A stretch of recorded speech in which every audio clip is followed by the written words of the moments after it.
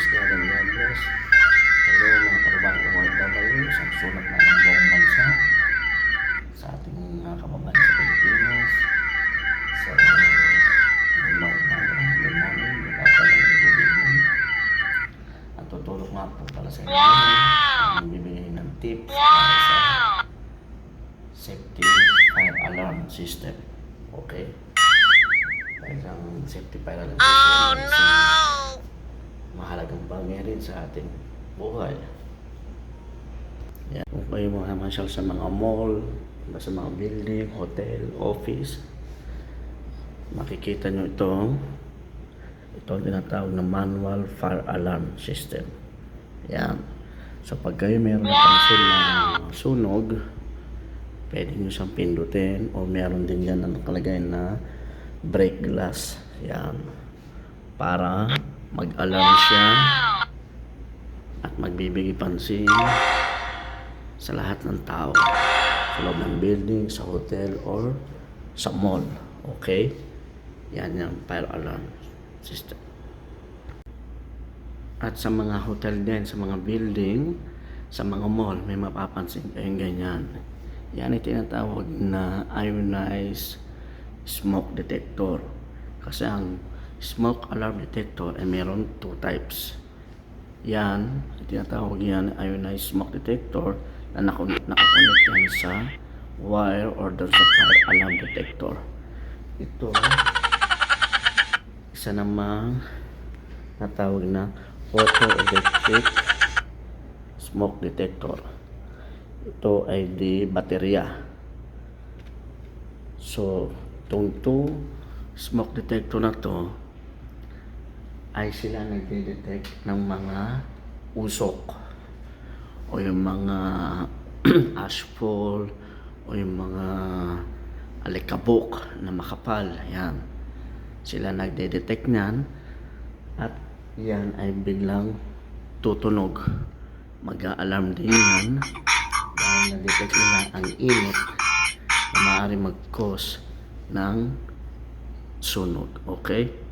Ito pong isang smoke detector na to ay dito po yan nakakonect sa fire alarm detector. Yan, sa wire.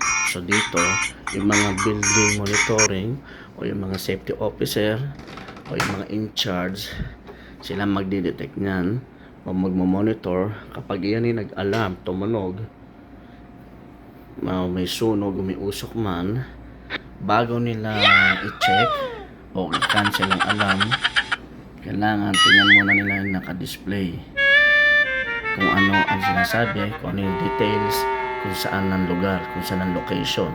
So dito makikita ninyo yung location na exact ng apoy or usok or sunog. Then bago nyo siya switch off, dito ay makikita nyo ang silence alarm. I-press nyo yan, and then cancel, and then reset. So meaning, bago nyo i-reset yan, nakuha nyo na yung details, at i-double check ninyo ang lugar kung saan yung location na sinasabi ng fire alarm detector, kung saan may sunog o may usok. Okay? So yan po yan. So dito, may unit ka po. Ang nakakonect po dito is yung isang type ng smoke detector, yung ionized smoke detector. Yan po yan.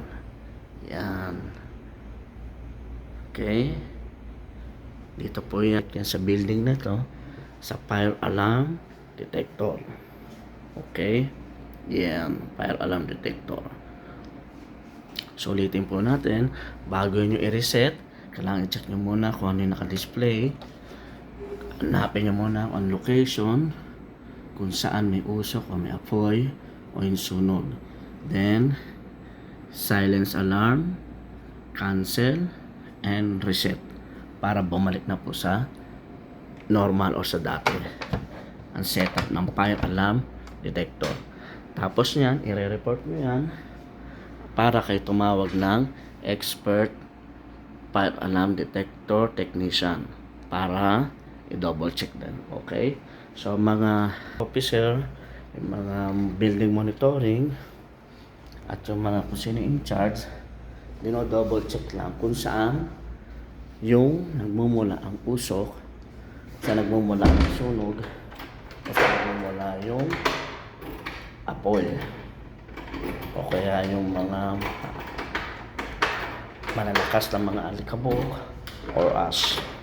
Okay? So, ulitin ko po.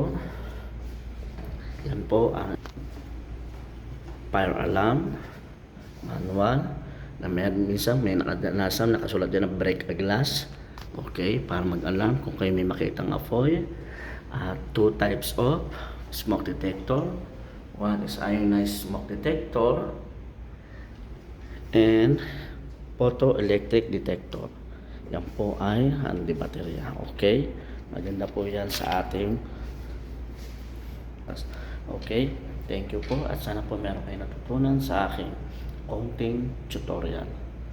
Thank you at kung meron kayong katanungan, mag-comment lang po kayo at para po sasagutin natin mga katanungan, comment, suggestion, or anything. Okay? Thank you and God bless.